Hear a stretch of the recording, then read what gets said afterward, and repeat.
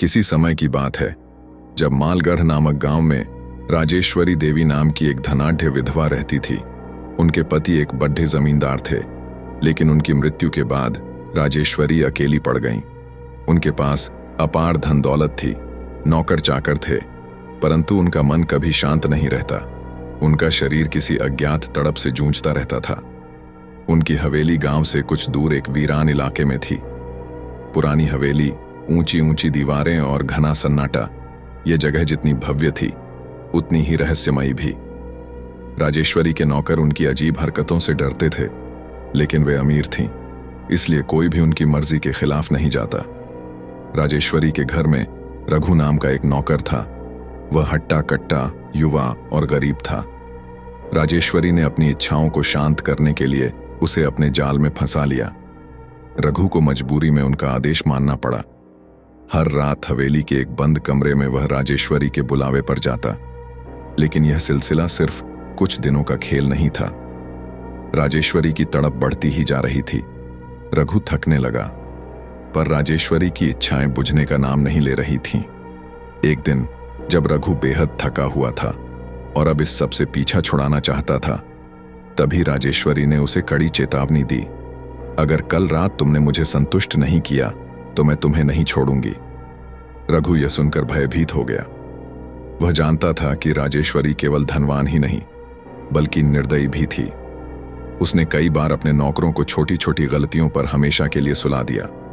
डर के मारे रघु गांव के एक वैद्य के पास गया और उनसे ऐसी कोई दवा मांगी जिससे उसकी ताकत बढ़ जाए।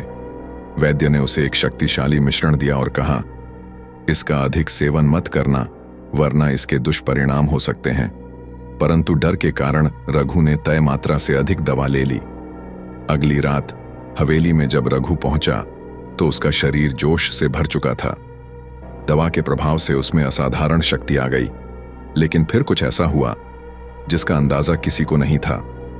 रघु पर जैसे कोई दैत्य सवार हो गया था। उसकी शक्ति इतनी बढ़ गई थी कि राजेश्वरी उसे सहन नहीं कर पाई। उनकी सांसें तेज होने लगीं, उनकी आंखें उलटने लगीं और अचानक एक तेज चीख के साथ उनका शरीर निष्प्राण हो गया।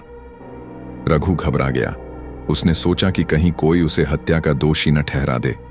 उसने जल्दी से उनके मृत शरीर को एक गुप्त तहखाने में छिपा दिया और वहां से भाग निकला। लेकिन कहानी यहीं खत्म नहीं हुई। राजेश्वरी की आत्मा को चैन नहीं मिला। वह अपने शरीर से मुक्त होने के बाद भी अपनी इच्छाओं से मुक्त नहीं हुई थी। अब वह एक पिशाचिनी बन चुकी थी, एक छायामयी भूतनी जो हवेली के अंधेरे गलियारों में घूमती थी। लोग कहते थे कि जब रात होती थी तो हवेली से अजीब अजीब आवाजें आती थीं, कभी किसी के हंसने की, कभी किसी के चीखने की और कभी किसी के गहरी सांसें लेने की।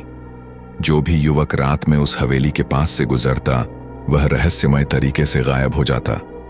कुछ लोगों ने बताया कि उन्होंने एक सफेद साड़ी में एक औरत को अंधेरे में चलते देखा, जिसकी आंखें जलती हुई लाल थीं और जिसकी परछाई जमीन पर नहीं पड़ती थीं। गांव के कुछ साहसी युवकों ने जब हवेली में घुसकर इस रहस्य को जानने की कोशिश की तो वे वहां से कभी लौटकर नहीं आए। रघु को जब यह सब पता चला तो वह भय से कांप उठा। वह जानता था कि यह सब उसी की गलती थी। उसने ही एक ऐसी आत्मा को जन्म दिया था जो अब शाश्वत भूख के साथ इस दुनिया में भटक रही थी। वह फिर से उस हवेली में गया और जैसे ही उसने अंदर कदम रखा, हवेली के दरवाजे अपने आप बंद हो गए। अगले दिन गांव वालों को हवेली के पास एक चीख सुनाई दी और जब वे वहां पहुंचे तो रघु का शरीर सूखकर एक हड्डियों का ढांचा बन चुका था।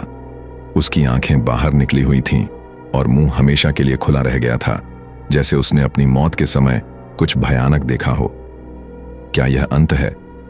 कहते हैं आज भी अगर कोई उस हवेली के पास जाता है तो उसे एक स्त्री की धीमी हंसी सुनाई देती है। रात के समय जब कोई युवक अकेले चलता है तो उसे ऐसा लगता है कि कोई अदृश्य शक्ति उसे अपनी ओर खींच रही है, और अगर किसी ने गलती से उस हवेली में कदम रख दिया तो वह कभी लौटकर नहीं आता। वासना का भूख कभी समाप्त नहीं होती, परंतु अगर यह मर्यादा की सीमा लांघ जाए तो यह श्राप बन जाती है। अगर कभी किसी भूतिया हवेली के पास से गुजरो और तुम्हें किसी स्त्री की धीमी हंसी सुनाई दे तो वहां से भाग जाओ, क्योंकि वह अब भी अपने अगले शिकार की तलाश में है।